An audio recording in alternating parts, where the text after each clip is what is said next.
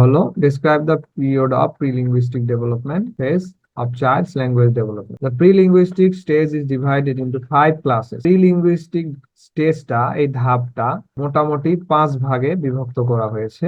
These are, সেগুলো হচ্ছে crying. Crying এক ধরনের কান্না। তা হচ্ছে the newborn baby proclaims the importance of sounds in his life through his birth crying. একজন সদ্য জন্মগত সন্তান তার সাউন্ডের অর্থাৎ শব্দের যে গুরুত্ব সেইটা প্রকাশ করে তার জন্মের পরেই বার্থ ক্রাইং দিয়ে, অর্থাৎ জন্মের পরেই যে কান্নাটা করে সেইটার মাধ্যম দিয়ে সে ঘোষণা দেয় যে আর সাউন্ডের কত গুরুত্ব নিউবর্ন বেবির। The cries of infants are differentiated in 3 ways. আর এই শিশুর কান্নাটা মোটামুটি 3 ভাগে আবার বিভক্ত করা হয়েছে। সেগুলো হচ্ছে উলফ 1969-এ identified 3 types of crying during the first week of a life. এই উলফ নামক ব্যক্তি 1969 সালে একজন শিশুর যে বার্থ ক্রাইং আছে, জন্মের পরে যে কান্নাটা, সেইটাকে আবার 3 ভাগে বিভক্ত করে। সেগুলো হলো দিস আর হাঙ্গার ক্রাই। প্রথমটি হচ্ছে হাঙ্গার ক্রাই, অর্থাৎ ক্ষুধার জন্য কান্না করে। পেইন ক্রাই,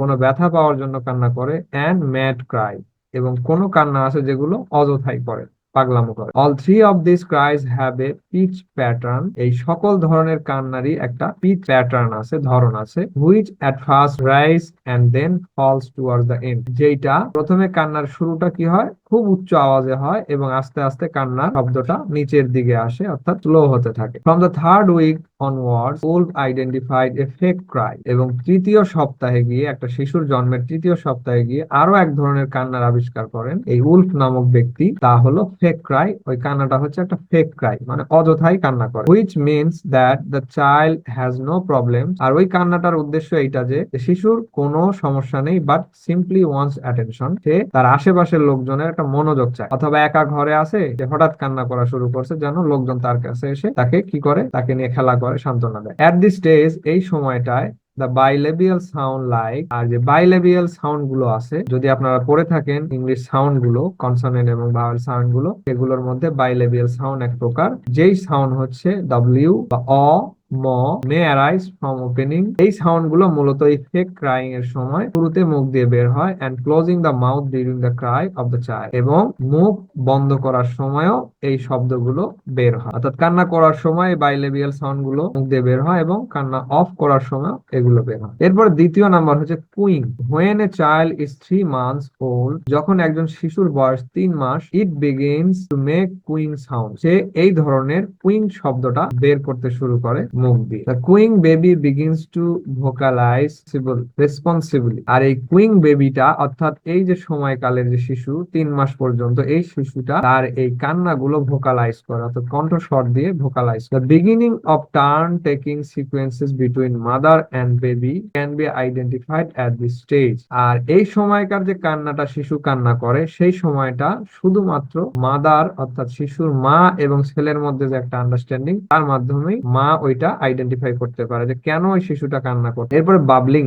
বাবলিং নামে আরো একটি স্টেজ আছে, তা হলো the babbling stage starts from the 4th to the 5th month of the child's life. একজন শিশুর জন্মের 4 থেকে 5 মাস পর্যন্ত এই বাবলিং স্টেজটা শুরু হয়, সেই সময়টা গিয়ে। এট দিস স্টেজ, এই সময়ে the plosive nasal velar sound its occur along with a great variety of vowel likes. আর এই সময়টা প্লোসিভ নেসাল ভেলার সাউন্ড গুলো, আর এই সাউন্ড গুলো মিক্সচার করে ভাওয়েল সাউন্ডের মতো করে উচ্চারণ করে। All children go through a babbling stage. সকল শিশুই এই স্টেজের মধ্য দিয়ে অতিক্রম করে, অর্থাৎ 4th to 5th মান্থে যে একটা স্টেজ আছে, প্রতিটা শিশু এই স্টেজ পার করে আসে। রেগারলেস অফ ল্যাঙ্গুয়েজ এন্ড কালচার। আর নির্বিশেষে সকল শিশুই, যে ধর্মের হোক, যে বর্ণের হোক বা যেই গোত্রের হোক, এই স্টেজটি পার করে আসে। এট দি স্টেজ, এই সময় দ্য ইনফ্যান্ট রেসপেক্টিভলি আটার সাম সাউন্ডস লাইক। আর এই স্টেজে, অর্থাৎ বাবলিং স্টেজে, একজন শিশু লাগাতার কিছু সাউন্ড উচ্চারণ করে, সেগুলো হচ্ছে মামা, গাগা এন্ড পাপা। অর্থাৎ এই সমস্ত সাউন্ড একজন শিশু উচ্চারণ করে এই স্টেজে থাকা অবস্থায়।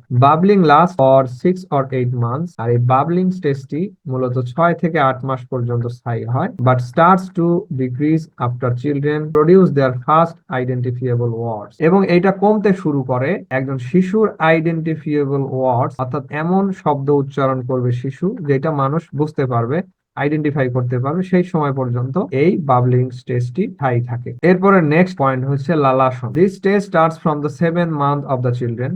একজন শিশুর জন্মের 7 মাস থেকে এই স্টেজটি শুরু হয়। At this stage, the pitch or intonation of the infant's utterances begin to resemble the adult pitch and intonation of sentence. অর্থাৎ একজন শিশু এই স্টেজে তার কথা বলার পিচ এবং ইন্টোনেশন কি হবে, অনেক সময় উঁচু আওয়াজে হবে এবং পরবর্তী দিকে two resemble the adult pitch, এবং বয়স বা অ্যাডাল্ট পার্সনের সাথে পিচ হবে, অর্থাৎ তাদের যে স্বর থাকবে, কণ্ঠস্বর, সেইটার মতো হবে। আচ্ছা, it is at this phase the infants first recognise and begin to imitate the sound produced by the adult. আর এই সময়টায়, এই স্টেজে একজন শিশু প্রথম প্রথম কি করবে, বয়স্ক ব্যক্তিরা অর্থাৎ অ্যাডাল্ট পার্সনরা যেই ধরনের সাউন্ড করবে সেই সাউন্ডটাকে অনুকরণ করা শিখবে। যে শিশুর আশেপাশে যারা যেই কথা বলবে, শিশু ওইটা ইমিটেট করে, অনুকরণ করে করে ওই ধরনের কথা বলা শিখবে। ওকে, ইকোলালিয়া, আরো একটা স্টেজ আছে echolalia.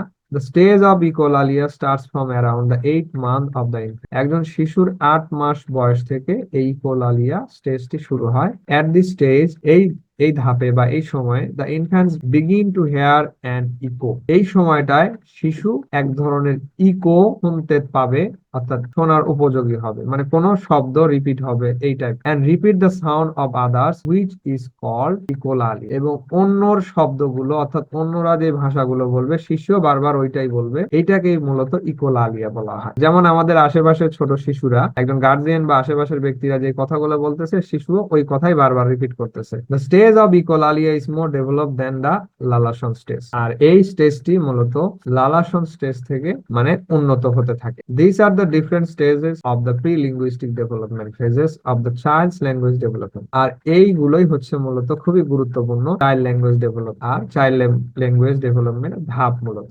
What is IC analysis? Exemplify IC analysis through a P diagram and determine its limitation. যে আইসি অ্যানালাইসিসটা কি, এবং বলতেছে পরবর্তীতে আইসি অ্যানালাইসিস এর উদাহরণগুলো একটা ডায়াগ্রামের মাধ্যমে উপস্থাপন করতে হবে, এবং এই আইসি অ্যানালাইসিস এর কি কি সীমাবদ্ধতা আছে, লিমিটেশনস আছে, সেগুলো উপস্থাপন করতে হবে। তাহলে IC analysis stands for immediate constituent analysis. IC analysis মূলত বোঝায় তা কি, মুখ্য উপাদান, অর্থাৎ কোন একটা সেন্টেন্সের মুখ্য উপাদান বের করাই হচ্ছে আইসি অ্যানালাইসিস। আর এই মুখ্য উপাদানটা কি সেটা আমরা একটু পরে গিয়ে পাবো, আপাতত শুধু অনুবাদ গুলো পড়ে নিই। This term immediate constituents was introduced by Bloomfield in 1939। আর এই টার্মটি আইসি অ্যানালাইসিস, এই শব্দটি কার দ্বারা, এই ব্লুমফিল্ড ব্যক্তির দ্বারা 1939 সালে কি হয়, আবিষ্কৃত হয়। In order to derive the immediate constituents or the ultimate constituents which together form an utterance as a sentence. In order to derive the immediate constituents, অর্থাৎ একটা বাক্যের একদম মূল উপাদান পর্যন্ত বের করার জন্য বা বের করার উদ্দেশ্যে, or the ultimate constituents, অথবা একদম শেষ ফাইনাল কনস্টিটিউয়েন্টস, একটা বাক্যের যে উপাদান সেই পর্যন্ত খুঁজে বের করার জন্য এই মূলত এই আইসি অ্যানালাইসিস এই টার্মটি তিনি আবিষ্কার করেন। The immediate constituents analysis is one of the strong method of analyzing a sentence linguistically. Linguistically আমরা জানি লিঙ্গুইস্টিক কি, যে ভাষার হচ্ছে বিজ্ঞান ভিত্তিক আলোচনাই হচ্ছে, গবেষণাই হচ্ছে লিঙ্গুইস্টিক। আর কোন ভাষার মুখ্য উপাদান বের করা লিঙ্গুইস্টিক্যালি, এটাই হচ্ছে মূলত এই আইসি অ্যানালাইসিস এর খুবই গুরুত্বপূর্ণ একটা পদ্ধতি। অর্থাৎ আইসি অ্যানালাইসিস এর মাধ্যমে একটা ভাষাকে লিঙ্গুইস্টিক্যালি কি করা হয়, মূল উপাদান খুঁজে বের করাই হচ্ছে এই আইসি অ্যানালাইসিস এর মূল কাজ। It aims at finding out the components parts of a sentence. আর এইটার উদ্দেশ্য হচ্ছে কোন একটা বাক্যের কম্পোনেন্টস পার্টস, অর্থাৎ একদম ক্ষুদ্র অংশ খুঁজে বের করা, and their relationship with each other, এবং এই ক্ষুদ্র মুখ্য অংশগুলোর একে অপরের সাথে কি সম্পর্ক, এইটাই বের করা হচ্ছে আইসি অ্যানালাইসিস এর কাজ। In IC analysis a sentence is broken into it's immediate constituents of মরফিমস। IC analysis এর মধ্যে বা আইসি অ্যানালাইসিস করতে গিয়ে একটি বাক্যকে এত ক্ষুদ্র অংশে কি করা হয়, ভেঙে ফেলা হয়, যেন ওই বাক্যটির একদম ইমিডিয়েট উপাদানগুলো মরফিমে, উদাহরণ দিলে আরো ক্লিয়ার হবেন, সেগুলো হচ্ছে the principal of IC analysis is to cut a sentence into two অর্থাৎ আইসি অ্যানালাইসিসের মূল নীতি হচ্ছে একটা বাক্যকে প্রধানত দুই ভাগে ভাগ করতে হবে, and again to cut each of those parts into two, এবং পরবর্তীতে ওই দুটো পার্টকে আবার দুই ভাগে বিভক্ত করতে হবে বা দুইটা অংশে বিভক্ত করতে হবে। The process continues until the smallest indivisible syntactic unit morpheme is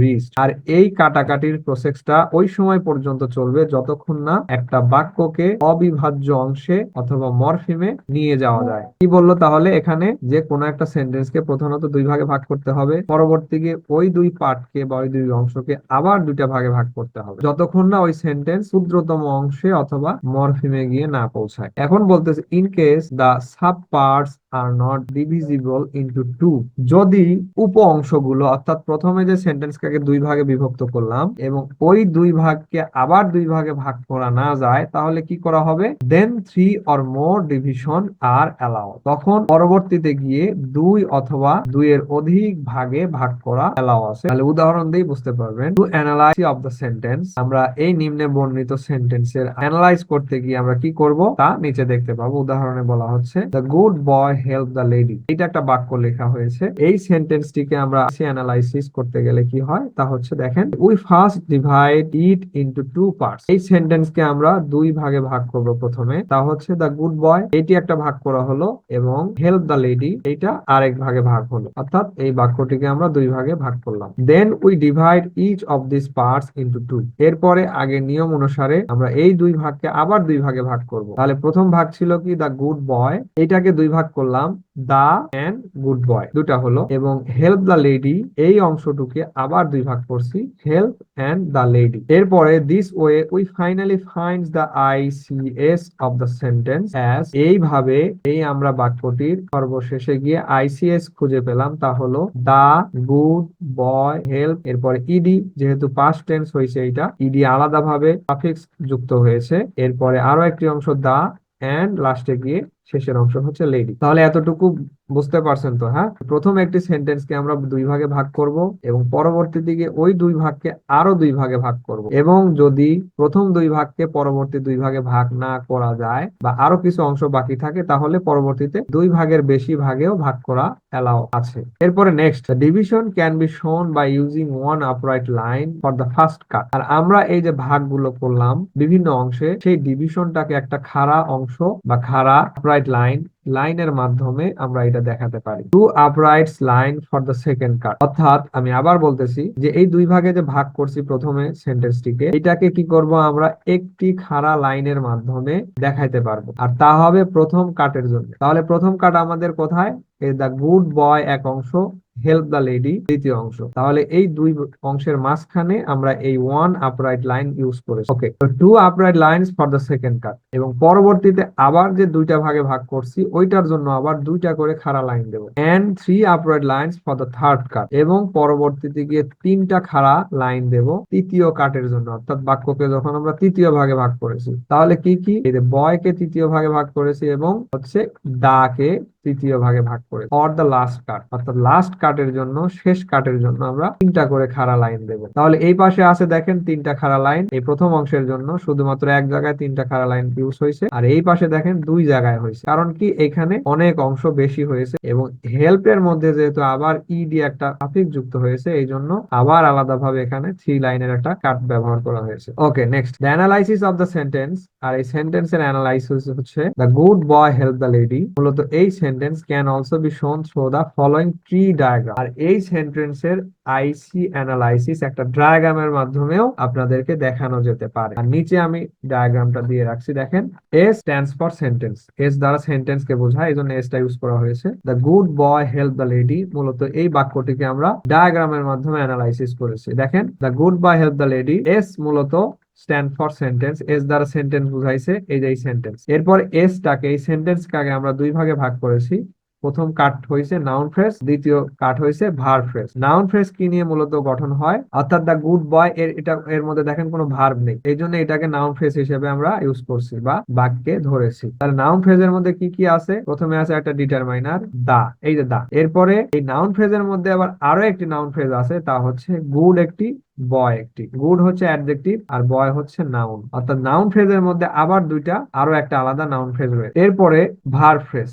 verb ফ্রেজের মধ্যে কি আছে, ভার্ব আছে একটা, আর সেটা হচ্ছে হেল্প, এবং হেল্প কি অবস্থানে আছে, পাস্ট টেন্সে আছে, এই জন্য আলাদাভাবে আমরা পাস্ট টেন্স দেখাই। এরপরে ভার্ব ফ্রেজের মধ্যে আরো একটা নাউন ফ্রেজ আছে, তা হচ্ছে দা লেডি। দাটা হচ্ছে ডিটারমাইনার বা আর্টিকেল, আর লেডিটা হচ্ছে নাউন। এরপরে এখানে কিছু বলা হয়েছে, ইন দ্য অ্যাবভ অ্যানালাইসিস, উপরের ব্যাখ্যায় NP stands for noun phrase. এই এনপি মূলত টেন্স ফ্রেজ কে বোঝায় এবং VP stands for verb phrase. এই ভিপি দ্বারা ভার্ব ফ্রেজ বোঝানো হয়েছে। এখন তাহলে এই লিমিটেশন গুলো কি কি, বলছিল আইসি অ্যানালাইসিস এর সীমাবদ্ধতা গুলো কি কি সেগুলো বর্ণনা করতে হবে। তাহলে IC analysis can not disambiguate the ambiguities contained in a sentence. IC analysis এর মাধ্যম দিয়ে একটা সেন্টেন্সের যে সমস্ত অস্পষ্টতা আছে সেগুলো স্পষ্ট করতে পারে না। এরপরে 2 number, it can not show the discontinuous constituents. এই আইসি অ্যানালাইসিস বিচ্ছিন্ন উপাদানগুলিকে কি করতে পারে না, স্পষ্ট করে দেখাইতে পারে না। It does not show the nature of the sentences. এই আইসি অ্যানালাইসিস এর মাধ্যমে